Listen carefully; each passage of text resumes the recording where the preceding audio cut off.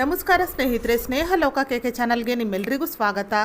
ಸ್ನೇಹಿತರೆ, ಈ ವಿಡಿಯೋದಲ್ಲಿ 2025 ಡಿಸೆಂಬರ್ ತಿಂಗಳಲ್ಲಿ ಬರುವ ಪುಷ್ಯಪುತ್ರದ ಏಕಾದಶಿ ಯಾವ ದಿನ ಬಂದಿದೆ, ಏಕಾದಶಿ ತಿಥಿ ಯಾವಾಗ ಪ್ರಾರಂಭವಾಗುತ್ತದೆ, ಯಾವಾಗ ಅಂತ್ಯವಾಗುತ್ತದೆ, ಪಾರಾಯಣದ ಸಮಯ ಏನು, ಪೂಜಾ ವಿಧಾನ ಹೇಗೆ, ಈ ದಿನದಂದು ಯಾವ ನಿಯಮಗಳನ್ನು ಅನುಸರಿಸಬೇಕು, ಈ ಎಲ್ಲ ಮಾಹಿತಿಯನ್ನು ಇವತ್ತಿನ ಈ ವಿಡಿಯೋದಲ್ಲಿ ತಿಳಿಯೋಣ. ಸ್ನೇಹಿತರೆ, ನೀವೇನಾದರೂ ಹೊಸದಾಗಿ ನಮ್ಮ ಚಾನಲ್ನ ನೋಡ್ತಾ ಇದ್ದರೆ ಪ್ರತಿದಿನದ ವಿಶೇಷತೆಗಾಗಿ ನಮ್ಮ ಚಾನಲ್ನ ಸಬ್ಸ್ಕ್ರೈಬ್ ಮಾಡಿಕೊಂಡು ನನಗೆ ಸಪೋರ್ಟ್ ಮಾಡಿ. ಪುಷ್ಯಪುತ್ರದ ಏಕಾದಶಿಯು ಅತ್ಯಂತ ಮಂಗಳಕರ ಎಂದು ಪರಿಗಣಿಸಲಾಗಿದೆ. ದಂಪತಿಗಳು ಸಂತಾನ ಭಾಗ್ಯವನ್ನು ಪಡೆಯಲು ಈ ಪುಷ್ಯಪುತ್ರದ ಏಕಾದಶಿ ವ್ರತವನ್ನು ಕೈಗೊಳ್ಳುತ್ತಾರೆ. ಈ ದಿನ ದಂಪತಿಗಳು ಉಪವಾಸವಿರುತ್ತಾರೆ. ಈ ಏಕಾದಶಿಯು ಮಕ್ಕಳಿಲ್ಲದವರಿಗೆ ವಿಶೇಷವಾಗಿದೆ. ಸಂತಾನ ಪಡೆಯಲು ಬಯಸುವವರು ಈ ಏಕಾದಶಿಯ ವ್ರತವನ್ನು ಮಾಡುತ್ತಾರೆ. ಈ ಏಕಾದಶಿ ವ್ರತವನ್ನು ಆಚರಿಸುವವರು ಮುಂಜಾನೆ ಬೇಗನೆ ಎದ್ದು ತಲೆಗೆ ಸ್ನಾನವನ್ನು ಮಾಡಿ ಶುಭ್ರವಾದ ಬಟ್ಟೆಯನ್ನು ಧರಿಸಿ, ಅದರಲ್ಲೂ ಹಳದಿ ಬಣ್ಣದ ಬಟ್ಟೆಯನ್ನು ಧರಿಸಿ ಮೊದಲು ಉಪವಾಸದ ಸಂಕಲ್ಪ ಅಥವಾ ಪ್ರತಿಜ್ಞೆಯನ್ನು ತೆಗೆದುಕೊಳ್ಳಬೇಕು.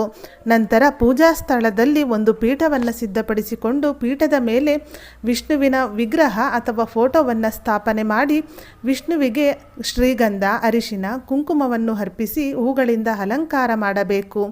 ಅದರಲ್ಲೂ ಈ ದಿನ ತುಳಸಿ ಮಾಲೆಯನ್ನು ವಿಷ್ಣುವಿಗೆ ಅರ್ಪಿಸಿ ಪೂಜೆ ಮಾಡಬೇಕು. ತುಳಸಿ ಇಲ್ಲದ ಪೂಜೆ ವಿಷ್ಣುವಿನ ಪೂಜೆ ಅಪೂರ್ಣವೆಂಬ ನಂಬಿಕೆ ಇದೆ. ಆದ್ದರಿಂದ ಒಂದು ದಳವಾದರೂ ತುಳಸಿ ಎಲೆಯನ್ನು ವಿಷ್ಣುವಿಗೆ ಅರ್ಪಿಸಿ ಈ ದಿನದಂದು ಪೂಜೆ ಮಾಡಿ. ನಂತರ ಧೂಪ ದೀಪಗಳನ್ನು ವಿಷ್ಣುವಿಗೆ ಅರ್ಪಿಸಿ ನೈವೇದ್ಯವನ್ನು ಅರ್ಪಿಸಿ ಶ್ರದ್ಧಾ ಭಕ್ತಿಯಿಂದ ಪೂಜಿಸಿ ಏಕಾದಶಿಯ ವ್ರತಕಥೆಯನ್ನು ಪಠಿಸಿ ಅಥವಾ ಕೇಳಿ ಇಡೀ ದಿನ ವಿಷ್ಣುವಿನ ಸ್ಮರಣೆಯಲ್ಲಿ ಮುಳುಗಿ ವಿಷ್ಣುವನ್ನು ಶ್ರದ್ಧಾ ಭಕ್ತಿಯಿಂದ ಪೂಜಿಸಿ. ಹಾಗೆ ಈ ಏಕಾದಶಿಯ ವ್ರತವನ್ನು ಆಚರಿಸುವವರು ದಶಮಿ, ಏಕಾದಶಿ, ದ್ವಾದಶಿ ಈ ಮೂರೂ ದಿನವೂ ಕೂಡ ಸಾತ್ವಿಕ ಆಹಾರವನ್ನು ಮಾತ್ರ ಸೇವಿಸಬೇಕು.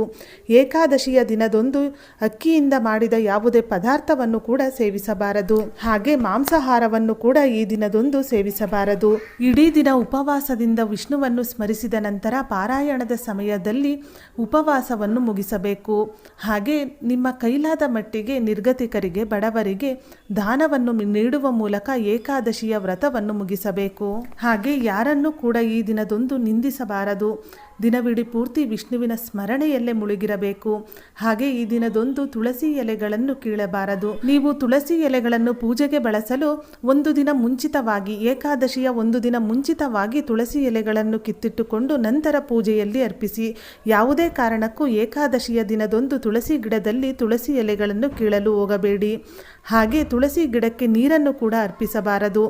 ಏಕೆಂದರೆ ಈ ದಿನ ತುಳಸಿ ಮಾತೆಯು ಕೂಡ ಏಕಾದಶಿಯ ವ್ರತವನ್ನು ಆಚರಿಸುತ್ತಾರೆ ಎಂಬ ನಂಬಿಕೆ ಇದೆ. ಆದ್ದರಿಂದ ಈ ದಿನದಂದು ತುಳಸಿ ಗಿಡಕ್ಕೆ ನೀರನ್ನು ಅರ್ಪಿಸಬೇಡಿ.